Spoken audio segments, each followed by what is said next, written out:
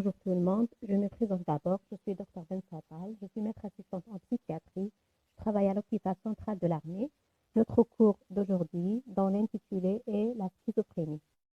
D'abord, on va définir la schizophrénie. La schizophrénie est une affection psychiatrique fréquente et complexe, généralement sévère, hétérogène et d'évolution prolongée et invalidante.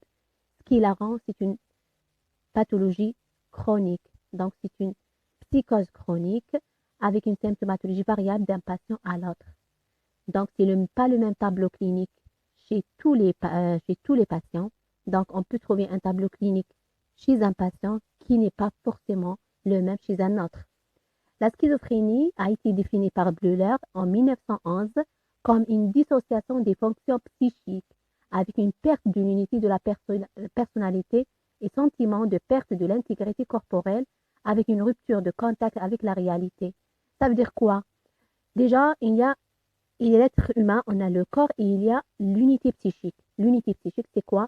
Cette intégrité entre entre les émotions, la cognition et le comportement. Quand il y a une perte de ce lien entre l'émotion et la cognition, quand je dis cognition, ça veut dire les idées et le comportement, on appelle ça, c'est la schizophrénie. Qui veut dire en grec, schizo, scission, phrène, ça veut dire l'esprit. Donc, c'est une scission de l'esprit qui a été proposée toujours par Eugène Bleuler en 1911. On va aborder un petit aperçu historique. En fait, la psychiatrie, c'est une pathologie psychiatrique, c'est vrai chronique, mais qui a été décrite par plusieurs psychiatres.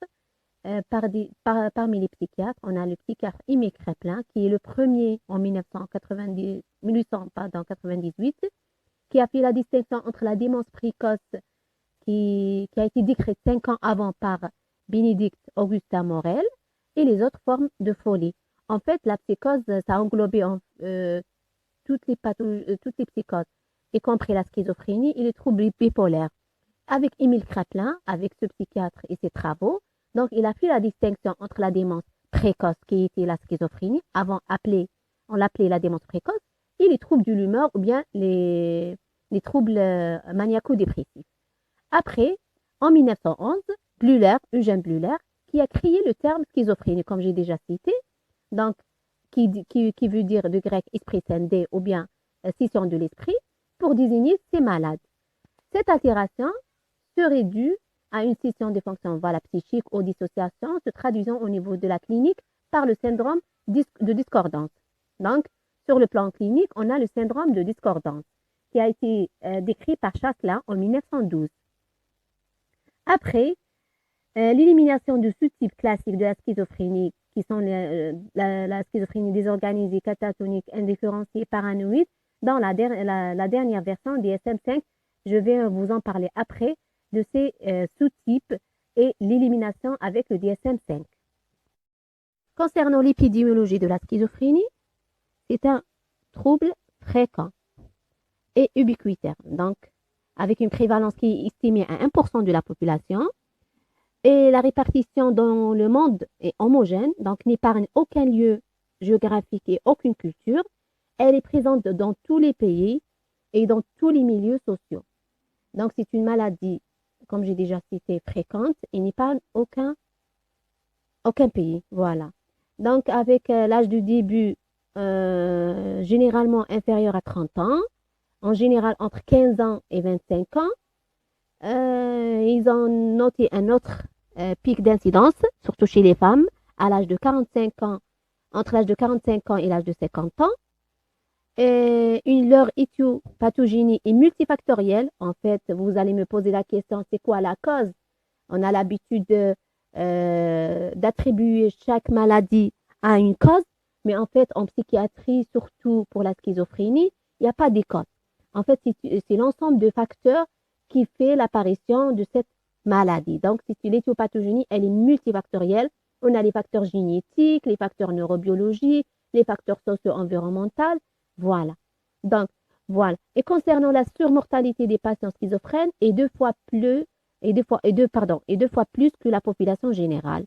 En généralement, c'est des morts par suicide, par des causes naturelles, par des accidents, par la prise de toxiques et certains facteurs de troubles tels que la sédentarité, la surcharge pondérale, les dyslipidémies, les troubles de la déglutition, les troubles de la glycémie, le tabagisme, les addictions, mais aussi en rapport avec une moindre accessibilité aux soins.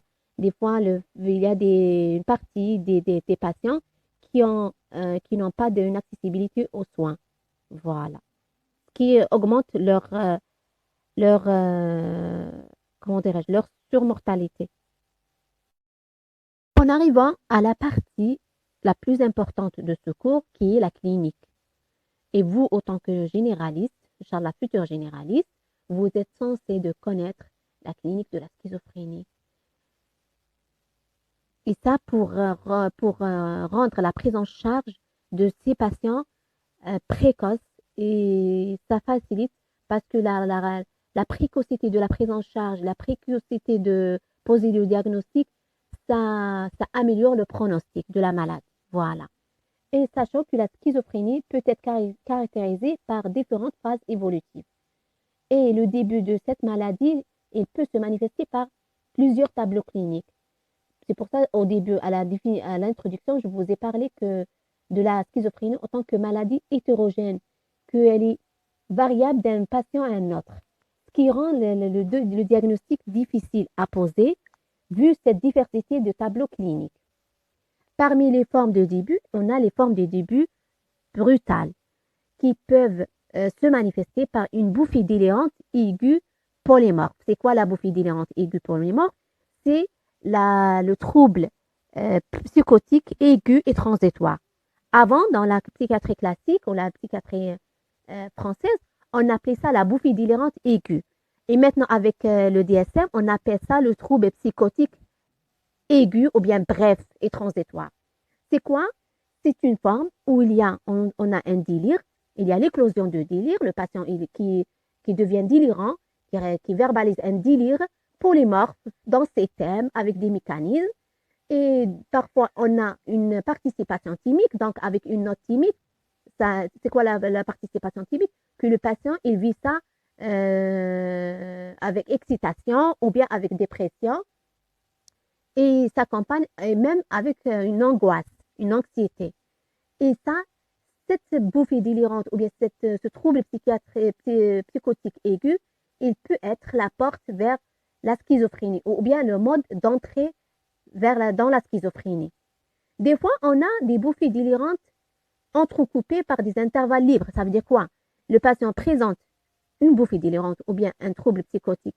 Bref, et il peut reprendre son fonctionnement normal et après, il présente un autre trouble psychotique. Bref, et après, il rentre dans la chronicité.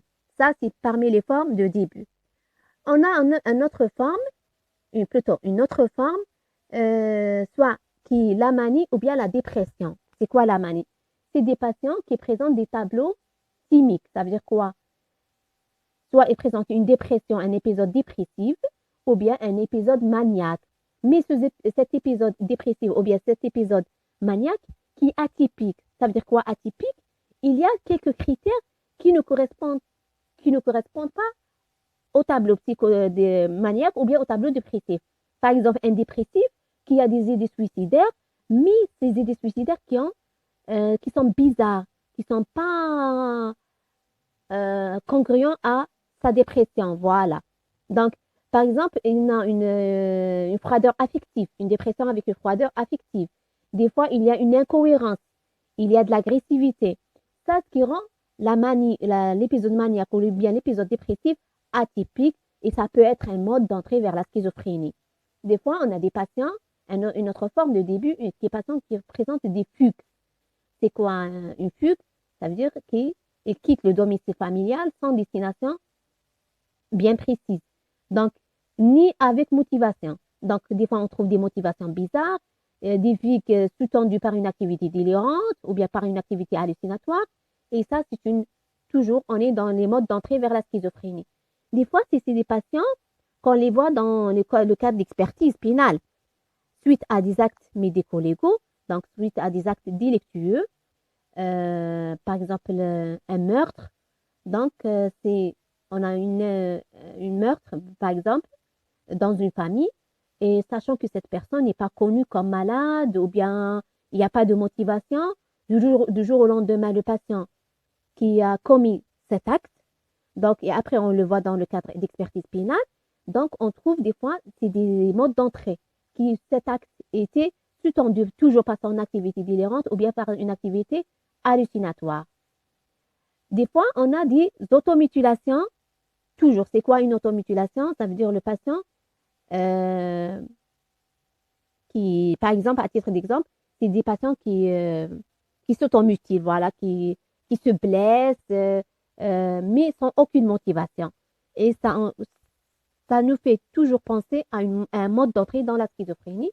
Deux fois, on a carrément des cas de suicide et on ne retrouve aucune motivation compréhensible, mais qui peut s'expliquer par l'envahissement angoissant des changements intérieurs. Voilà.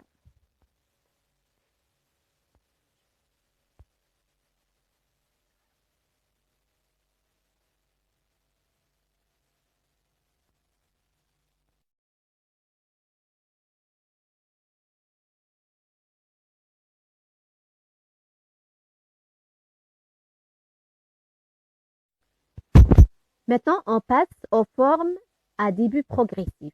Yani, on passe de début à début progressif. Parmi les formes à début progressif, le fléchissement scolaire. Donc, en général, on note une baisse de rendement intellectuel sans qu'il y ait un contexte familial explicatif. Des fois, on a des modifications des croyances. Donc, c'est des personnes qui, de jour au lendemain, ou bien progressivement, qui s'intéressent aux activités ésotériques avec un engouement, par exemple à la magie, aux activités occultes, ésotériques, et qui pouvaient s'accompagner parfois à l'adhésion à une secte. Des fois, on a des croyances à des phénomènes surnaturels. Une autre forme de début progressif, il y a une modification de l'affectivité.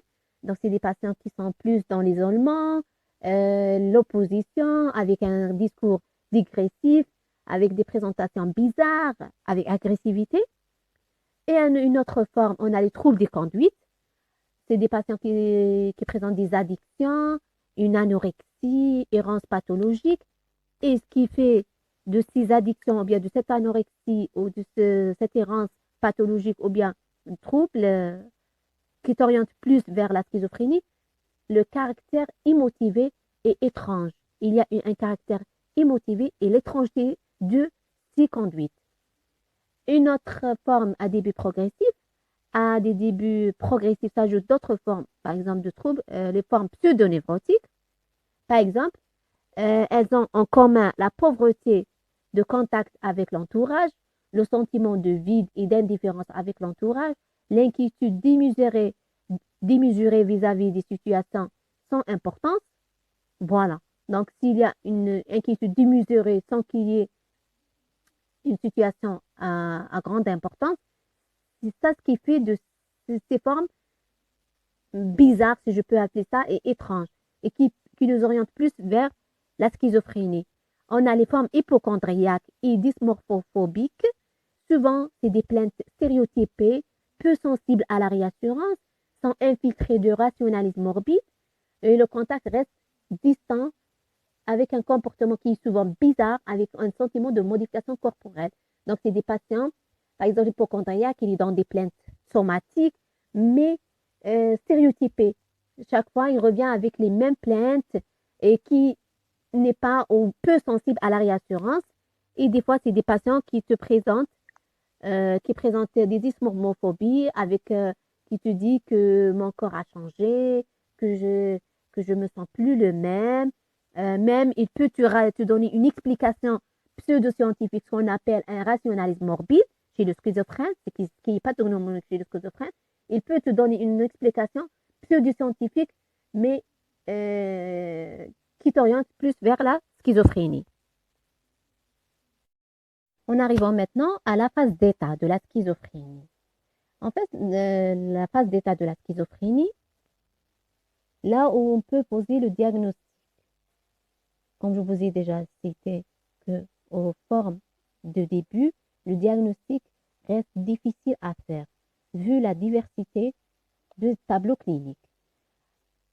Mais sachant, même des fois en phase d'état, le diagnostic est difficile, vu la diversité toujours des symptômes cliniques.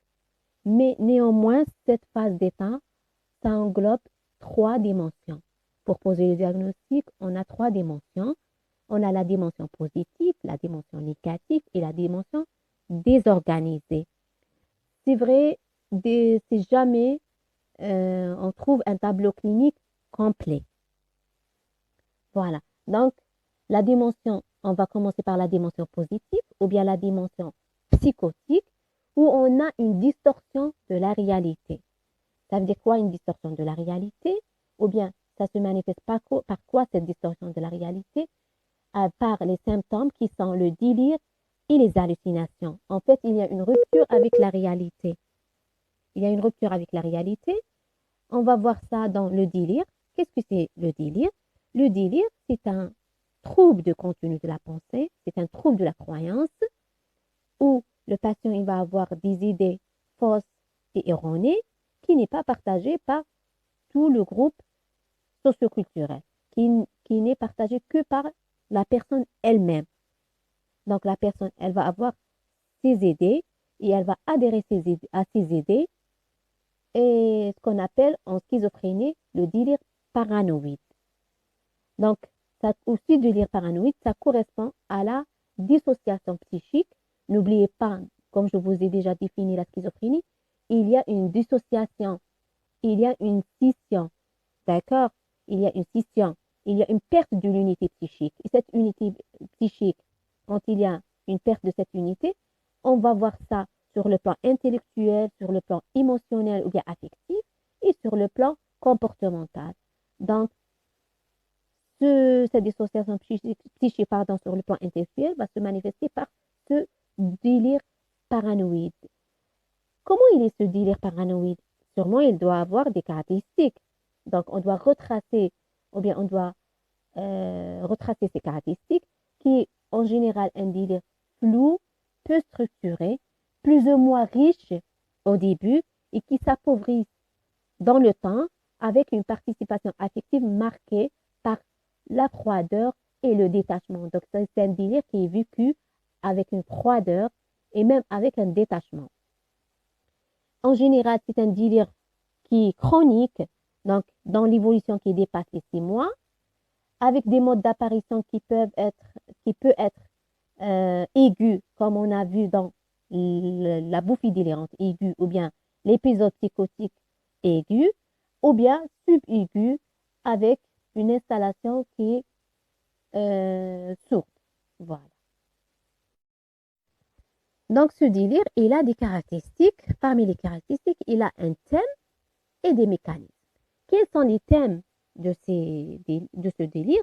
Parmi les thèmes, on a le thème de la persécution. La persécution, c'est le thème principal et le plus fréquent. C'est quoi la persécution? En fait, c'est des patients qui s'imaginent qu'il y a des personnes qui les regardent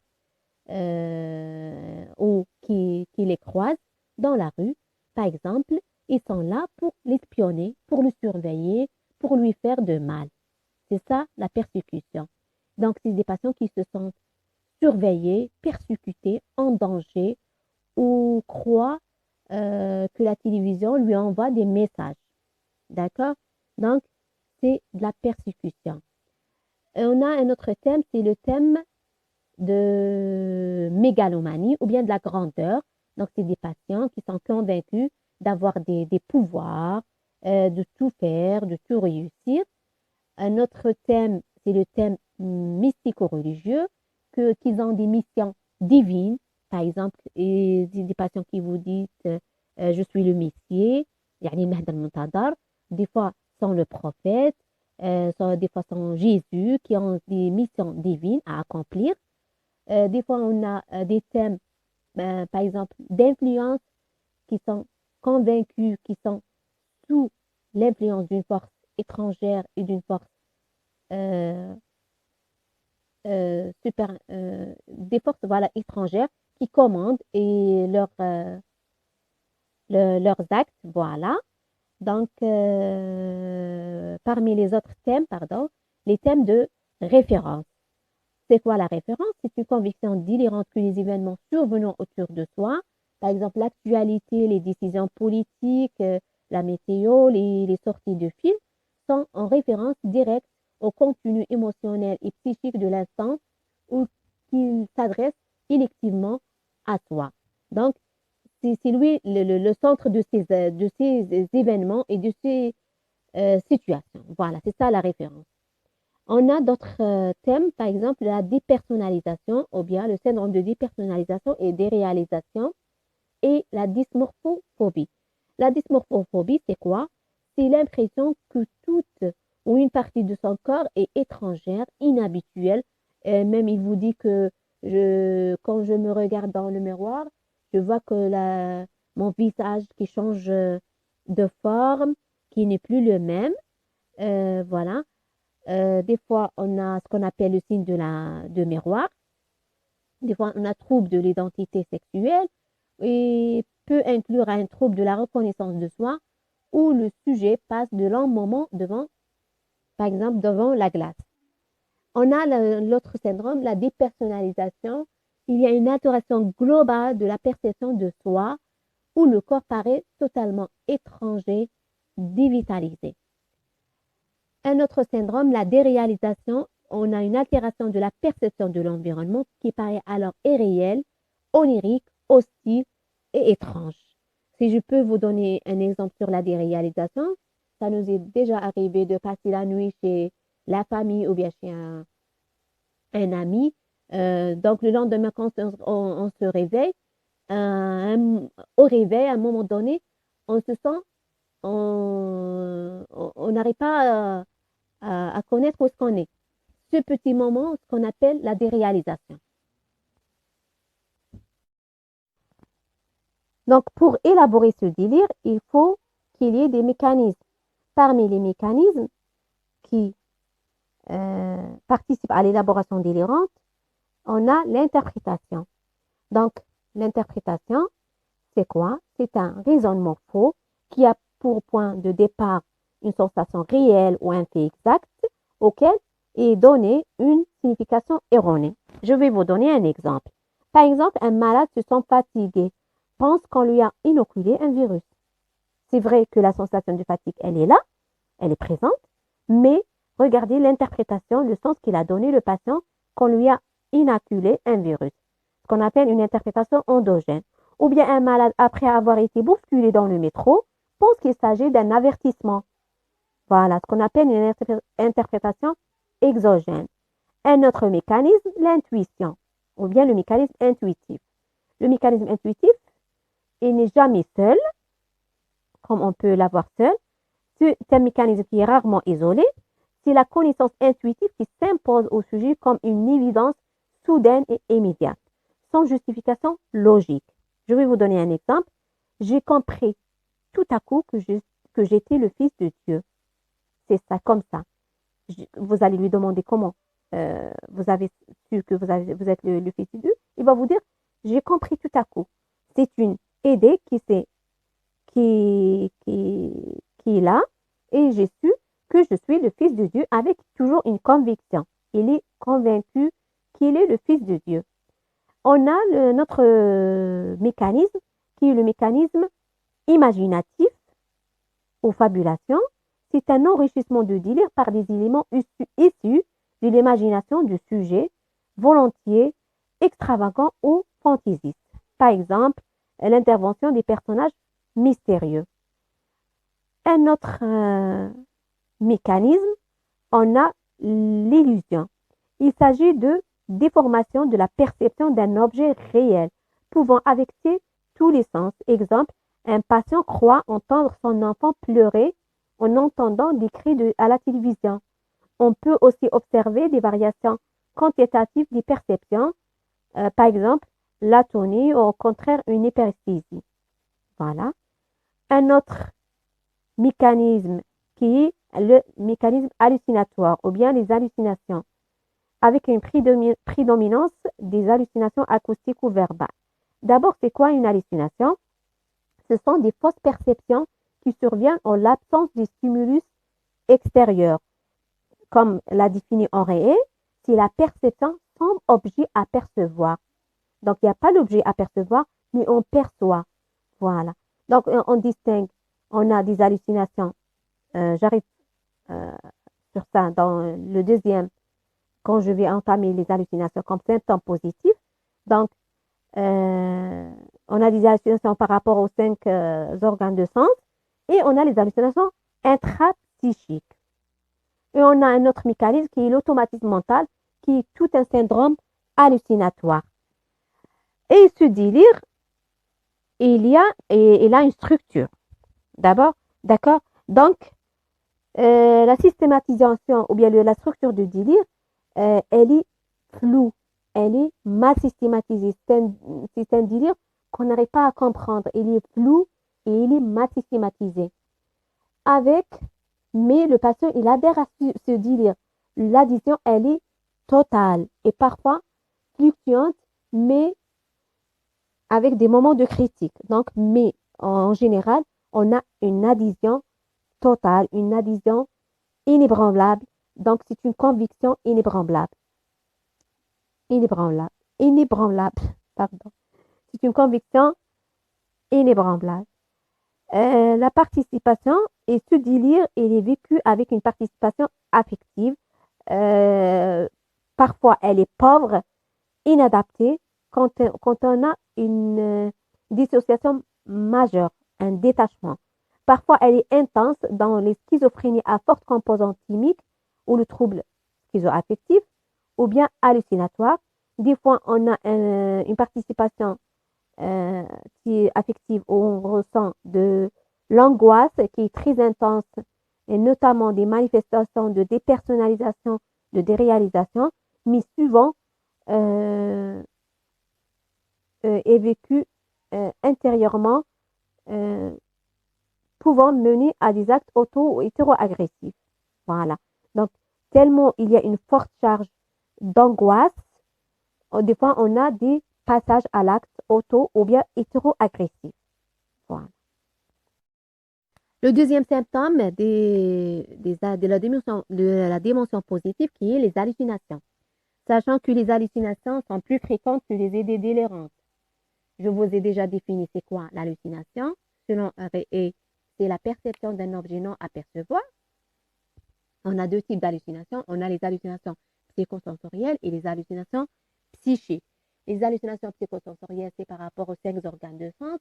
Donc, on a les hallucinations auditives ou bien acoustico-verbales, les hallucinations visuelles, les hallucinations synesthésiques, les hallucinations olfactives et les hallucinations gustatives. Les hallucinations acoustico-verbales sont le patient il va vous dire j'entends des voix qui peuvent être familières et identifiables, par exemple la voix d'un voisin ou bien la voix d'un membre de la famille, parfois la voix de Dieu, parfois la voix du diable ou bien d'une célébrité.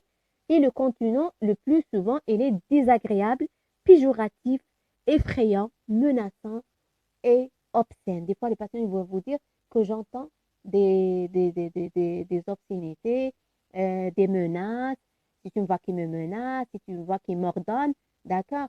Et des fois, on entend des voix qui conversent entre elles. Il va vous dire, j'entends des hommes ou bien des femmes ou un groupe qui parlent entre elles. Donc, c'est des voix qui parlent entre elles, parlant au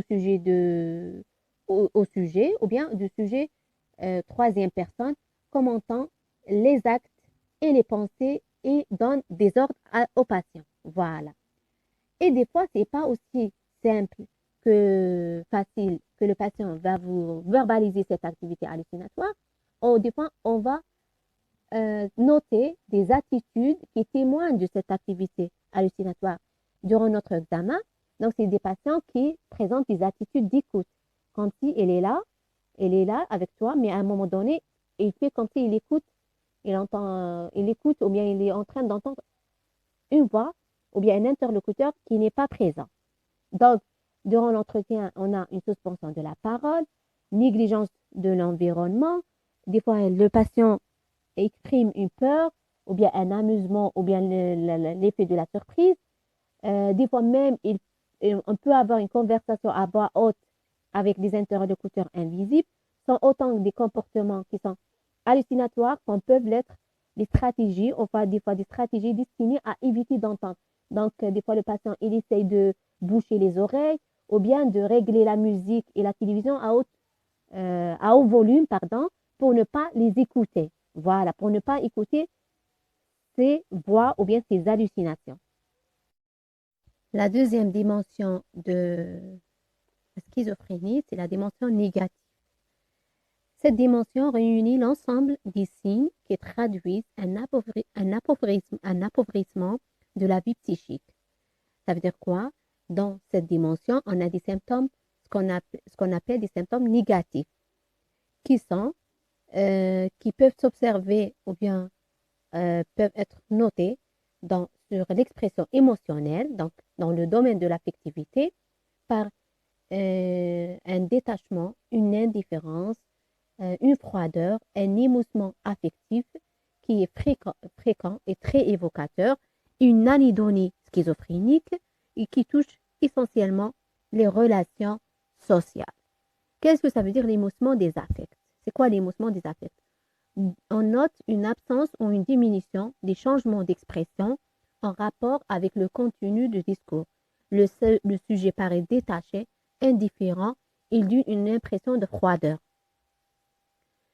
L'anédonie, le malade présente peu de centres d'intérêt, peu d'activités ou de hobbies. Il peut présenter une diminution des intérêts sexuels ou de plaisir correspondants. Donc l'anédonie, il n'éprouve aucun plaisir par rapport aux activités antérieurement investies. Voilà. Et le discours est alors laconique, avec un contenu pauvre et manque de mobilité. Il peut être ce discours fait de stéréotypés, répétitifs et qui laisse apparaître une persévération. Donc les réponses sont retardées, sont peu informatives et même durant le discours de patient, on peut observer un barrage, donc qui correspond à une interruption brusque du discours. Et cette interruption brusque du discours, ça peut durer quelques secondes à une minute et par la suite, il peut reprendre le patient sur le même sujet ou bien il passe à un autre sujet. C'est ça le barrage.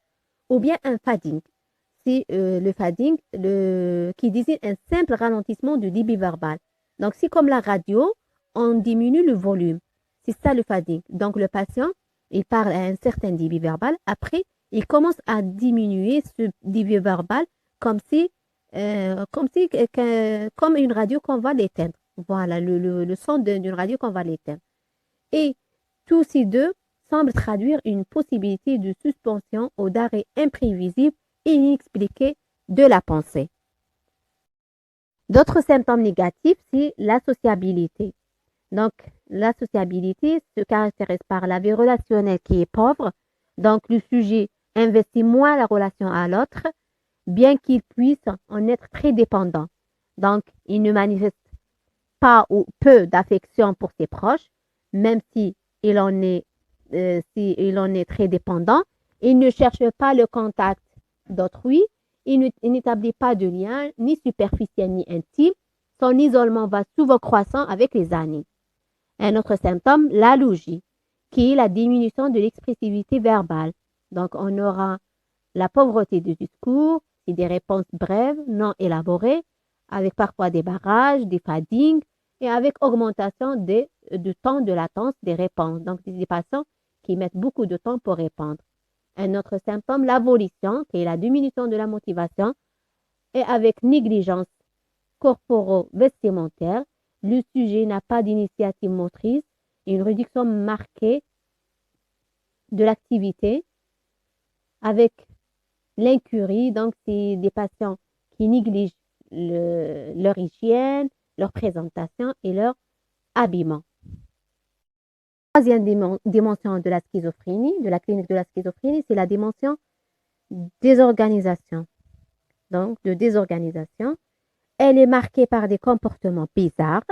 Donc, la façon de s'habiller, elle est inhabituelle, des comportements inappropriés, des comportements bizarres par rapport aux normes sociales en cours, hostilité imprévisible, détachement, des conduites sexuelles inattendues, de désinhibition, d'exhibition peuvent frapper par leur crudité. On a des fois des comportements répétitifs ou stéréotypés, un trouble de la pensée formelle non déficitaire, donc caractérisé par relâchement des associations. Donc, c'est un discours qui fait de réponses des sauts de coq à l'âne, une tangentialité, discours circonlocutoire, digressif. Des fois, on a une logorée, donc avec association par assonance, des troubles de l'attention, des affects inappropriés, pardon, l'affect exprimé est inapproprié ou incongru et non simplement pauvre ou émoussé, et une pauvreté du contenu du discours. Le langage tend à être vague, souvent trop abstrait ou concret, répétitif ou stéréotypé. En fait, la dimension de désorganisation se caractérise par une incapacité à construire un comportement et elle comporte des troubles de la pensée et aussi de la fictivité. Il y a d'autres symptômes qui font partie de la clinique en phase d'état de la schizophrénie, sachant que ces symptômes sont difficiles à inclure dans l'une de ces trois dimensions déjà décrites, donc la dimension positive, la dimension négative et la dimension des organisations, et que l'évolution de la schizophrénie est émaillée de symptômes, parfois de véritables symptômes timiques. Donc, on peut avoir des symptômes dépressifs ou des symptômes maniaques, d'excitation psychomotrice, plus ou moins continue. Ce qu'on appelle la dépression post-psychotique ou le syndrome dépressif complet, survenant alors que la symptomatologie schizophrénique est très atténuée ou lors d'une phase résiduelle qui toucherait 25% des sujets et les TS sont alors fréquentes. Donc, on a des schizophrènes qui présentent en forme, dans la phase atténuée ou bien résiduelle, des symptômes dépressifs avec des idées suicidaires et des fois on a même passage à l'acte autodestructeur ou bien des tentatives de suicide. On peut avoir des troubles de sommeil qui sont peu spécifiques et souvent en relation avec les autres symptômes pathologiques, comme une insomnie prolongée, une inversion de rythme nocturne, sont souvent rencontrés. Des conduites alimentaires bizarres, expliquées par des convictions délirantes, hyperphagie, plus ou moins liées aux médicaments et au mode de vie, peuvent retentir sur l'état physique de patient.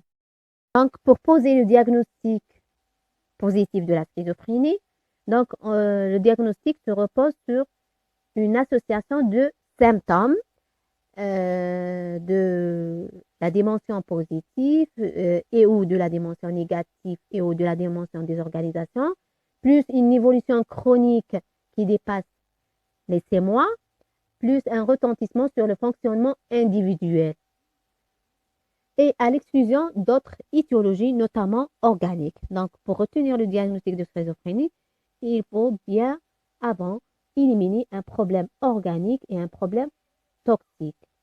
Et sachant que le diagnostic critériologique se fait selon le DSM-5, qui est le manuel statistique des troubles mentaux. Donc, pour le DSM-5, on a des critères. Pour le critère 1, on a la présence de ou plus des symptômes suivants qui ont été présents une partie significative de temps pendant une période d'1 mois. Au moins, c'est traité avec succès. Au moins, l'un d'entre eux doit être donc les idées délirantes, les hallucinations, le discours désorganisé, des comportements excessivement désorganisés ou catatoniques ou bien des symptômes négatifs, c'est-à-dire expression émotionnelle diminuée ou bien abolition. Donc, si on a 2 ou plusieurs symptômes à l'examen, retenus sur qui étaient présents pendant au moins une période d'1 mois, leur présence était pendant au moins un mois et que ce début qui dépasse les 6 mois. Voilà. Critère DSM, on a le critère B qui est le dysfonctionnement social ou des activités, qui explique le retentissement de la maladie sur la vie sociale de patients et sur ses activités. Le critère C, des signes permanents de la perturbation qui persistent au moins 6 mois, dont au moins un mois des symptômes du critère A. Le critère D, exclusion d'un trouble schizoaffectif et d'un trouble de l'humeur. Et le critère E, l'exclusion d'une affection médicale générale ou bien une affection due à une substance psychoactive. On va passer aux formes cliniques classiques de la schizophrénie. En fait, ces formes cliniques, dans la psychiatrie française qui étaient décrites, mais avec le DSM-5, ces formes ont été éliminées et on est dans la classification ou bien dans la classification dimensionnelle. Voilà. Comme je vous ai déjà cité, dans les dimensions positives, la dimension négative et des distorsions. Mais néanmoins, c'est important que vous connaissiez les formes cliniques classiques de la schizophrénie, sachant parmi les formes cliniques, on a la schizophrénie paranoïde. Qu'est-ce que ça veut dire paranoïde? Qui est la forme la plus fréquente, avec une prédominance de délire paranoïde, avec un syndrome dissociatif au second plan, qui débute autour de trentaine, peut évoluer par poussée ou d'une seule tenue. La deuxième forme, c'est la forme épiphrénique, qui le début est souvent insidieux, avec un syndrome dissociatif majeur, délirant pauvre, peu ou pas productif, qui débute généralement avant 20 ans, et le pronostic est sombre.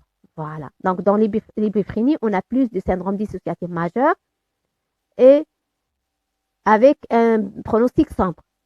Et la troisième forme, c'est la schizophrénie indifférenciée, qui correspond à la description typique de la schizophrénie, sans qu'un champ symptomatique prédomine sur l'autre.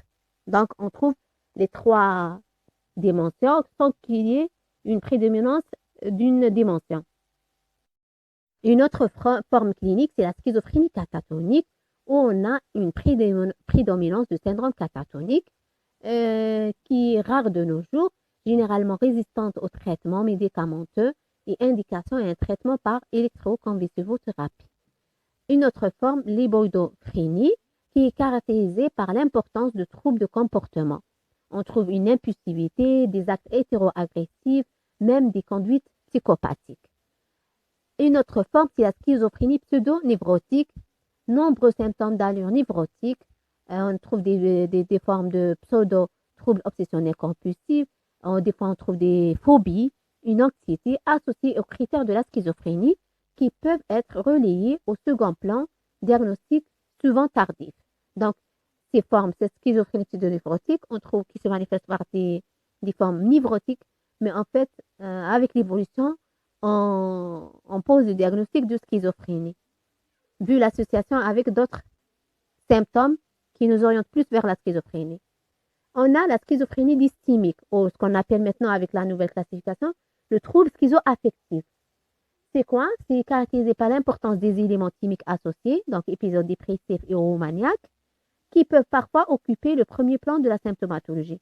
Donc, c'est des schizophrènes à la base, mais qui présentent en même temps que la phase psychotique ou la phase où il y a des symptômes schizophréniques, des symptômes thymiques, ça veut dire une dépression ou bien un épisode maniaque.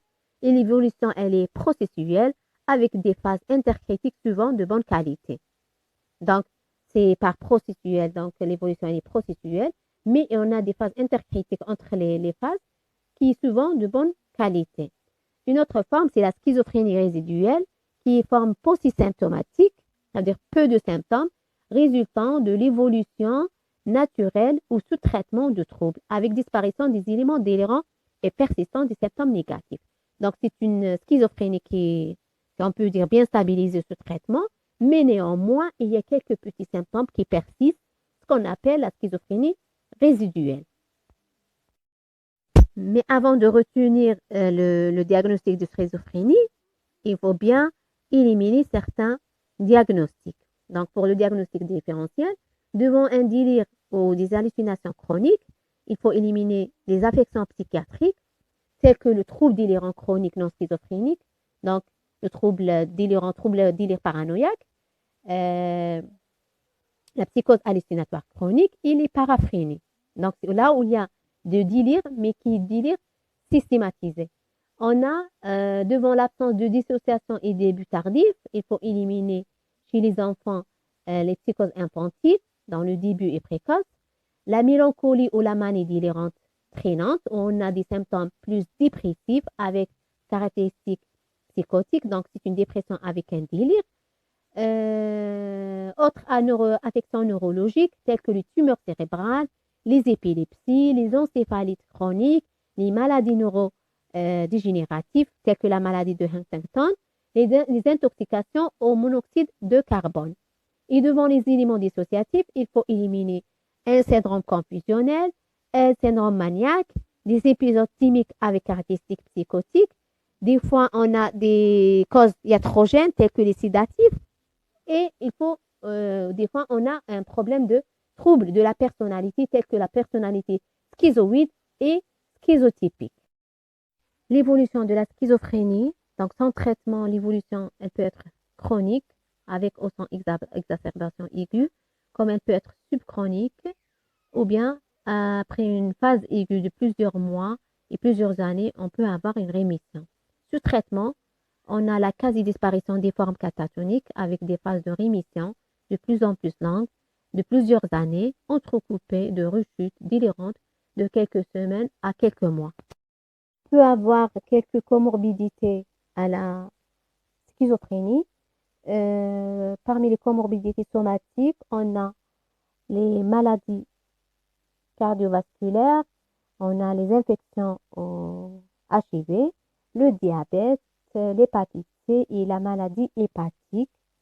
Et sachant que ces comorbidités peuvent être à l'origine de morts subites chez les schizophrènes qui sont déjà sous traitement, ou des fois il y a des interactions médicamenteuses et qui peuvent donner des morts subites chez ces patients. Il y a d'autres comorbidités qui sont psychiatriques, telles que les troubles anxieux, le trouble de stress post-traumatique, le trouble panique, l'anxiété sociale, le trouble obsessionnel compulsif, les abus d'alcool, abus de toxiques et le tabagisme, sachant toujours que ces comorbidités psychiatriques qui sont à l'origine de la polypharmacothérapie, donc c'est des patients qui ont plusieurs médicaments, plus leurs médicaments antipsychotiques, et ces médicaments qui sont à l'origine et qui ont des effets secondaires sur le plan somatique, avec par exemple le syndrome métabolique, et par la suite, ils développent des hypertensions, de diabète. En fait, c'est un cercle, si on peut dire, vicieux. Donc, on a plusieurs maladies qui nécessitent des traitements et là où le patient a plusieurs chances d'avoir des effets secondaires et de développer d'autres maladies. Comme je vous ai déjà dit, on peut voir ces patients schizophrènes qui n'étaient pas connus comme schizophrènes dans le cadre d'expertise psychiatrique, donc pénale, et pour des actes délictueux. Donc, parmi les aspects médico-légaux de la schizophrénie, on peut les avoir dans les expertises psychiatriques. Donc, c'est des patients qui sont en instance judiciaire suite à un acte délictueux ou criminel. Donc, pour apprécier le lien entre le trouble présenté et l'acte commis, le magistrat fait appel à un psychiatre expert afin de répondre à différentes questions qui permettent au juge de trancher, notamment celles qui déterminent la responsabilité du patient par rapport à l'acte commis. Pour dire, est-ce que le patient, au moment de commettre l'acte, est-ce qu'il était malade ou non, il était schizophrène ou non. Voilà, pour discuter la responsabilité de son acte.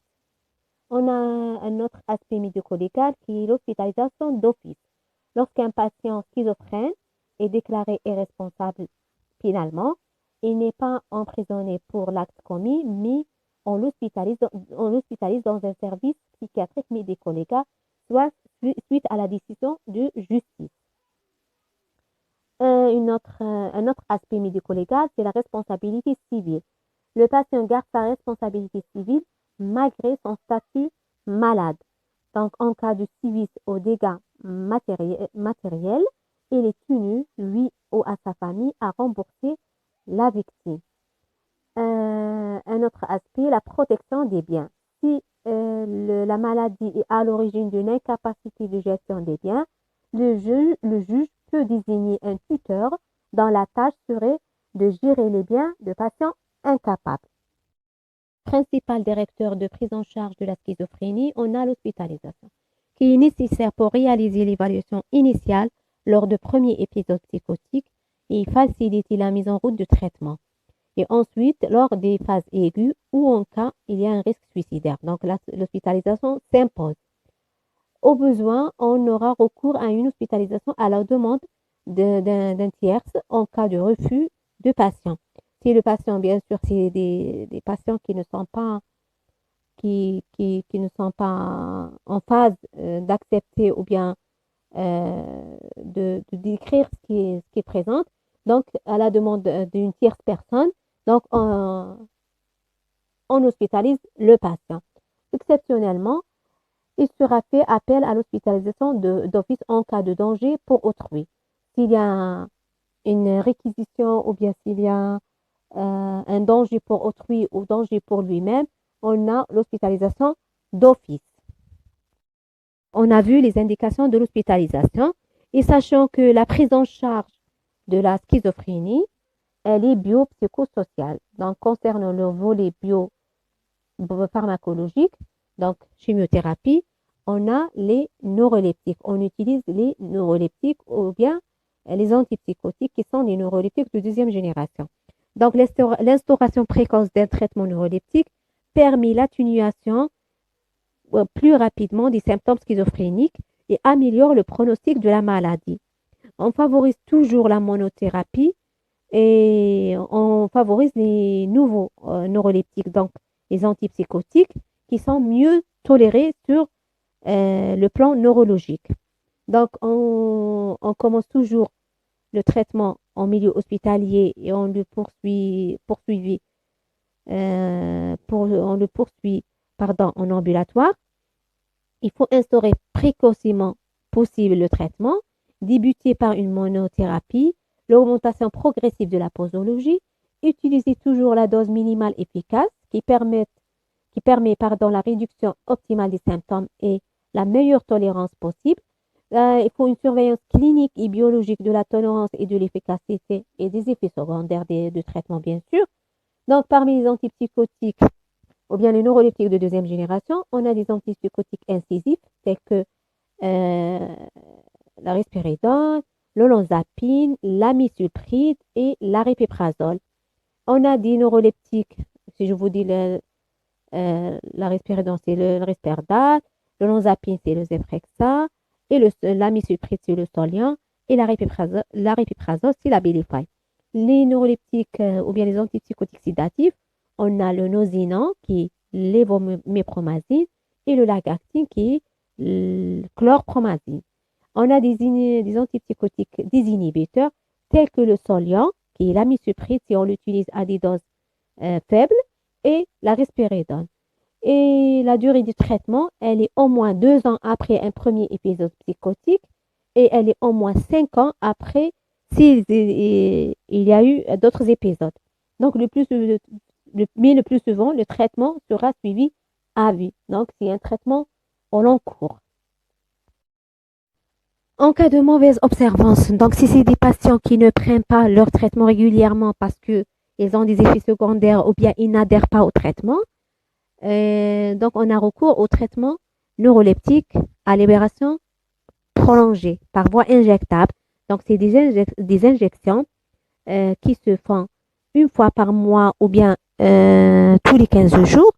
Ça dépend le neuroleptique à libération prolongée. Par exemple, pour le Risperdal Consta, c'est des injections qui se font tous les 15 jours. L'aldoa décanoise, c'est des injections qui se font toutes les 4 semaines. Et en cas de résistance, s'il n'y a pas de réponse après 4 semaines à une bonne posologie, on change de classe neuroleptique. Et en cas de deux classes différentes neuroleptiques et on a une résistance et un échec, on aura recours à la clozapine qui est l'Eponex, qui est un neuroleptique. D'autres recours, on a l'électroconvulsivothérapie en cas de résistance aux neuroleptiques et en cas d'intolérance de contre-indication aux neuroleptiques. On peut associer d'autres traitements tels que les anxiolytiques qui peuvent être associés en cas d'anxiété. On a les hypnotiques pour les troubles de sommeil et les thymorégulateurs si on a des symptômes thymiques tels que la dépression ou il y a un épisode maniaque. Le deuxième volet de la prise en charge est le volet psychothérapeutique, qui est en complément au traitement médicamenteux. Les psychothérapies permettent d'améliorer le vécu de la maladie, de favoriser l'insertion sociale et d'améliorer la compliance globale au traitement et de diminuer le nombre de rechutes. Parmi les psychothérapies, on a la psychothérapie de soutien où le psychiatre est à l'écoute de patients. On a les thérapies comportementales et cognitives pour à but d'aider le patient à gérer des événements de vie stressants. On a les thérapies familiales, on a les activités physiques et sportives, par exemple l'ergothérapie et la réhabilitation psychosociale et professionnelle. Un autre volet qui a toute son importance, qui est le volet social, donc la sociothérapie, afin d'assurer une prise en charge à 100% pour ces patients qui sont en général en chômage et sans profession. N'oubliez pas les répercussions sociales et professionnelles de la maladie. On leur assure des allocations si les patients sont incapables de travailler et de maintenir autant que possible une insertion professionnelle normale. Pour conclure, la schizophrénie est une affection psychotique chronique qui peut prendre des formes très variées. Elle touche 1% de la population mondiale. Les troubles débutent entre 15 ans et 30 ans et évoluent sur la vie entière. De nombreuses hypothèses existent sur ces causes, mais son origine reste inconnue. Elle peut avoir un impact important sur l'adaptation sociale et entraîner une grande souffrance chez les personnes et ses proches. Et n'oubliez pas, la détection précoce et le traitement précoce améliorent le fonctionnement à long terme.